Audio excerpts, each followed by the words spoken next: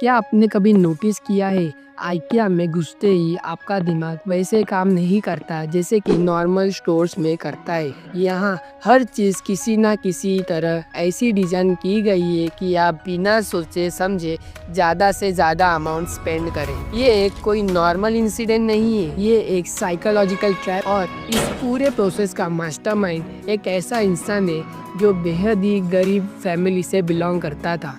In fact उसका पूरा बचपन छोटे से फार्मलैंड में बीत गया।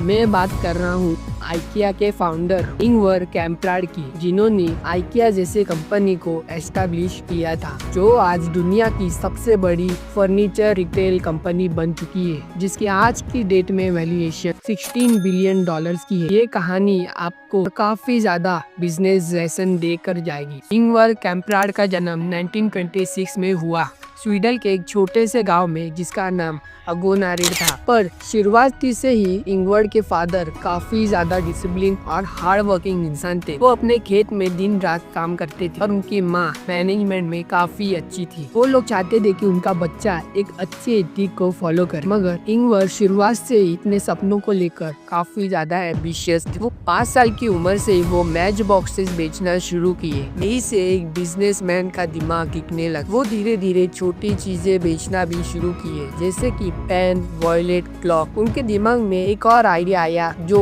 उनका पूरा फ्यूचर बदल कर रख देने वाला था, दैट इज फर्नीचर।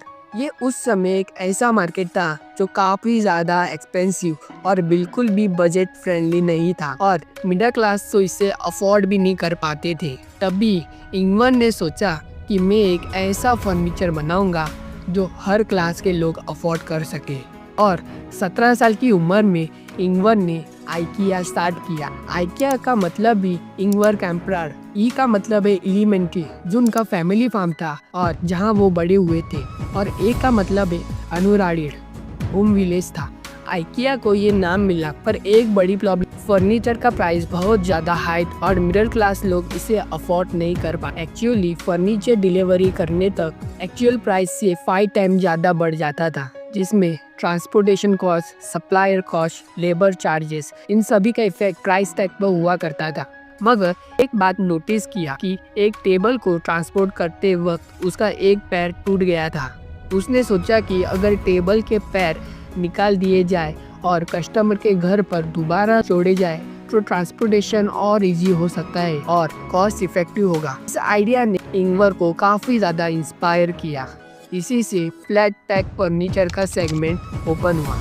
ये एक ऐसा सेगमेंट था जिसमें फर्नीचर को पूरा डिसमेंटल कर दिया जाता था और फ्लैट पैक में पैक कर कस्टमर तक पहुंचा दिया जाता था, जिसमें खुद कस्टमर घर पर असेंबल करते थे। इसमें पैकेजिंग और शिपिंग कॉस्ट ड्रास्टिकली कम हुआ और एक रेवोल्यूशनरी सोच थी, बिकॉज अब तक ये सेगमेंट किसी ने भी मार्केट में नहीं लाया था।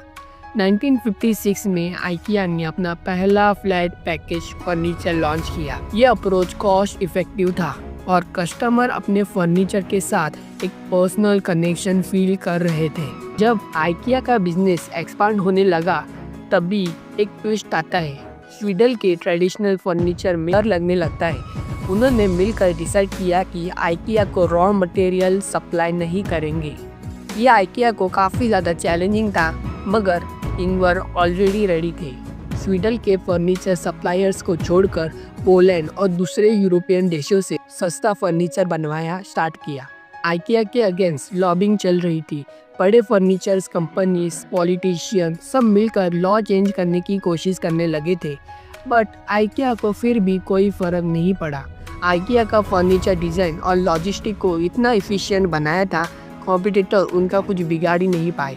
आइकिया का बिजनेस मॉडल एक साइकोलॉजिकल ट्रैप है।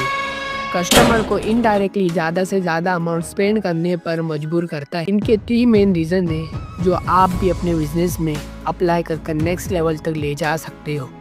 Store layout. आइकिया का स्टोर लेआउट काफ़ी ज़्यादा अप्रोप्रिएट है, जहाँ कस्टमर को एक फिक्स पार्ट पर चलना पड़ता है। इस प्रोसेस में ये काफ़ी ज़्यादा ऐसे प्रोडक्ट लिस्ट करते हैं जो कस्टमर के शॉपिंग लिस्ट में नहीं होते, मगर फिर भी वो खरीदने के लिए प्रेरित हो जाते हैं।